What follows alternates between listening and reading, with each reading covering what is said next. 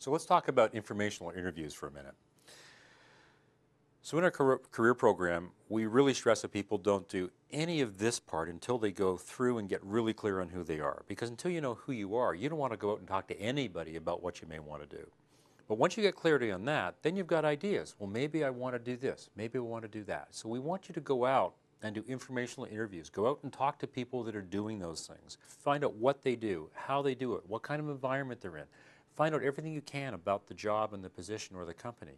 Now, here's some things about informational interviewing. Do not take your resume.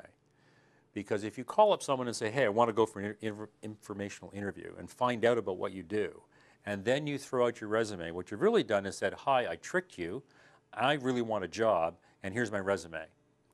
If they want your resume, they'll ask for it, and then you can give it to them the next day after you've been able to tailor the cover letter. What you're really trying to do is figure out what is it they do and what their organization is like. So why do we do informational interviews? There's a couple of reasons.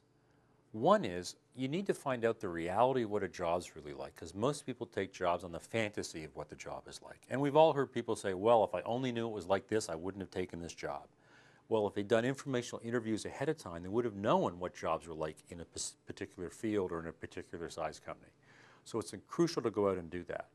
I'll give you a personal example. I went through 3 years of law school, year of articling, 6 months of bar ads, became a lawyer, and did it for less than a year. I hated it.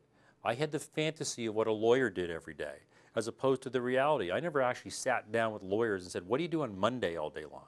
What do you do on Tuesday? Can I go and hang out with you for a day and watch what you do?